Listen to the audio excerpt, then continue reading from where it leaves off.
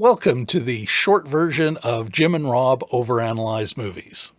Here, what you'll find is the spoiler-free basics of the movie Jim and I examined during our weekly live stream. That would be this one. And our first thoughts about the movie and whether or not we thought it was worth your time. Enjoy. Recorded in the socially distant studios of the Rob Christensen Radio Network, it's Jim and Rob Overanalyze the Movies, the short version.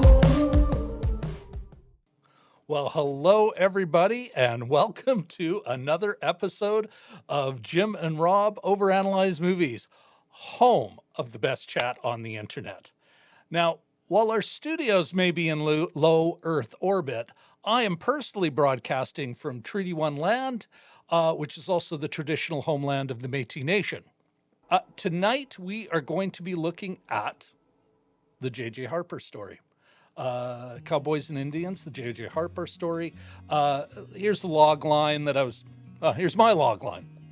First Nations community leader J.J. Harper is shot to death by police constable Robert Cross on his way home one snowy night in Winnipeg. The impact of the shooting continues to reverberate through our community here in Winnipeg, through our province, Manitoba, and through Canada to this day.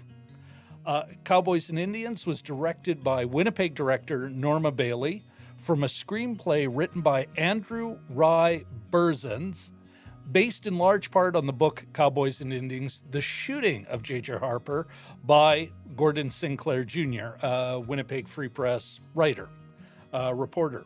The film stars local Manitoba boy Adam Beach.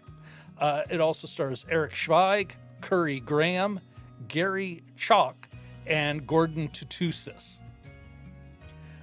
How did it fare on our social ingredients label? Would it have qualified for a reframe stamp? No. Was it union made? I actually, from personal knowledge, know at least the Canadian Actors Union, ACTRA. It was an actor shoot, but as far as the crew goes, I'm not 100% sure, so give it half marks. That's the best I think we can do. Did it pass the Bechdel test? No, it did not. And last, but certainly not least, is it class conscious? And I would say, yeah, to its bones, it is at least conscious of class. And yeah, it's hard to say whatever. I've seen a film where I'm like, boy, that is the Winnipeg working class experience. Anyway, so with that out of the way, I guess that gives us a Cowboys and Indians, a 1.5 out of 4 on our social ingredients label. With that done, let's get Jim back on the screen here. And Jim, let's get your... and folks, you're going to notice we've made a few tweaks to our programming.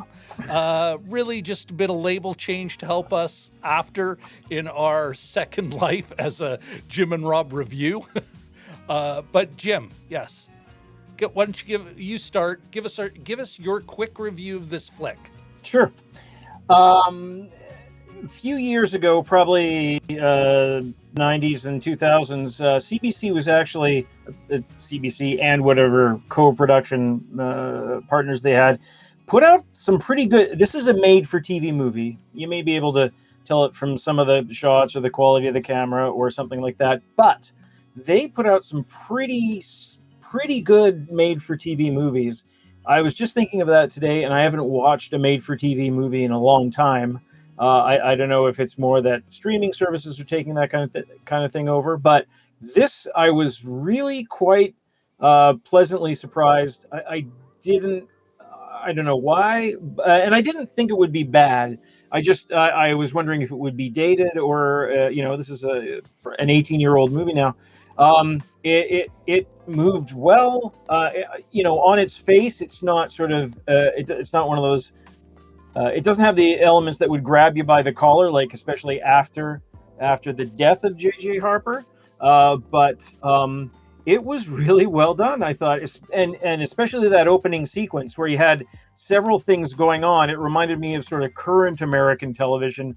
It was really well put together, where they had a crime in progress, and they had J.J. Harper independently walking home innocently, and of course he gets, hey, you match the description bullshit that that have has fallen on so Not many even people out there. that. Hey, you, Yeah, yeah. give me I'm some gonna ID. bust your Period. chops for 5 minutes, but yeah, that first segment had this sort of this nauseating inevitability about it. It had tension. I thought it was very well done. And then the rest of the movie sort of talked about all the after effects and that kind of thing. It was very subtle. The gentleman that played Inspector Dowson, I think his name's Garry Chalk. He was really subtle. He was great as your sort of failing up your mediocre policeman. So many things that we watch, we see these sort of superhero policemen that and the forensics guys that one guy does the bullet stuff and the fingerprints and everything else, but this one is sort of about how mediocre they are, and that was kind of a surprise too. And they're super committed to their mediocrity.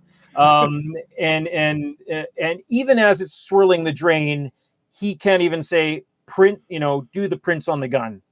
And he sort of, you can sort of see it in his eyes that he's, anyway. But I thought it was fascinating. I thought probably not enough Adam Beach, but it's sort of hard to fit him in when his character dies. Eric Schweig, I don't know why he's he's had actually quite a big career. He's been in a lot of different things, and he's had about a 30-year career at this point. He's a fascinating guy in real life, but he was good. Some of it was very naturalistic. There was a part where a man was telling a story in an office, and he was slunked down on the couch with a cigarette, telling like anybody that we know when you're sort of shooting the shit with In buddies. the late 80s. Super naturalistic. I thought he was great. Yeah, just a solid cast. Very subtle. A lot of every film is a historical document. So you saw buildings that don't exist anymore, like the Remand Center and that kind of thing. But it's sort of hard to celebrate, 80s and 90s Winnipeg when it's about the murder of J.J. Harper. And it's interesting, in the Wikipedia entry, it says Robert Cross, who murdered J.J. Harper, and there's no fine tuning about it. But anyway, so yeah, I thought it was well directed, well acted. I thought it held up well. I thought it's a kind of an important movie as well. Okay. Yeah. Any So what did you think? Okay. For myself, okay, a little, in the interest of full disclosure, I was almost cast to play Gordon Sinclair in this film. And when I What? say almost, let's put big air quotes on almost. I was at the time, because it was just as I was burning out of the local film industry, but I did have an ACTRA apprentice card. And that's how I know it was at least the actors were like under the actor agreement. So I got to do an audition, and then I got a call back. I think it was totally, like, my beard was thick at the time. I think it was totally, oh, he's kind of got the look. Whoa, you're short. Yeah, Pat Burns was the better guy to play him. And the character is barely in this movie, which I think was a great choice, even though it's mostly based on his reporting. Mm-hmm. That said, so anything that sounds negative, maybe that I'm just being pissy that I didn't get the role that could have been my breakout role. Yeah. As far as the film goes, I had the same, this is movie of the week. Oh, so Canadian cheap. But I got into it quite quickly. It's a nice, well laid out story. I think they picked basically 3 characters to follow, let's say. Harry, Robert Cross, and then Ken Dowson. And I think those are the right three characters to follow in this. And they kept it as personal and human as they could. It wasn't very reporterly. While at the same time, I did over the last few days, Jim, read the whole section of the Aboriginal Justice Inquiry report on the shooting. It kept very close to the facts. So by the end of it, I was emotionally moved. I will argue with you. I thought Chalk's performance, and we'll get into more of the details later. Sure. And this is not a spoiler. It was a fact, but I'll even wait for that. I just didn't buy his resolution, let's say. Okay. I didn't buy it because it was too subtle a drop. I can see that. Yeah. I do like what I think this really captured was not just I wouldn't say mediocrity. I would say, these are a bunch of human beings. Like, it really does kind of pull the veil off these police as incorruptible, kind of special human beings. It's like, nope, we've got people who have never been tested this way, and they have a hard time dealing with it. Even there's a moment when one of the characters, tries to get psychiatric help, and it's like, you really get the idea that the whole police department, and was the Winnipeg Police Department in 1988, was all about, Jim, protecting itself. And it did that so well in drawing how this department trying to protect itself. The only other quibble I'd have with it, I'd say, is, did it capture as well as it could have? Winnipeg was changing at the time. It's why there was an inquiry so quickly.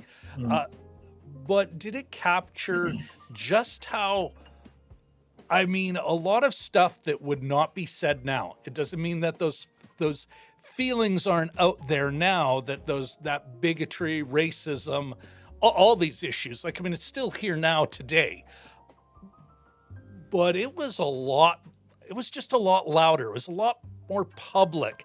And that would be, if I've got a quibble, I think that could have, I would have liked to have seen a bit more than that. But otherwise, I was really impressed at 88 minutes, including credits. And it communicated what it needed to without embellishing. It's never once gilded the lily. Yeah, pretty good. Yeah.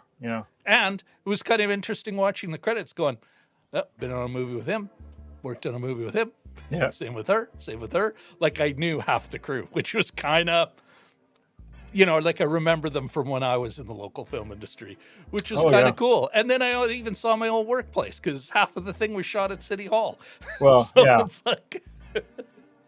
City Hall and the courts and the ledge and the ledge, a lot of the ledge. Yeah. When he's you recognize your current workplace. Oh, yeah. There's a scene where Harry's overhearing a conversation in a washroom. That's the washroom I use at the ledge. I okay. Those old school. Yeah. That's my sink. Okay.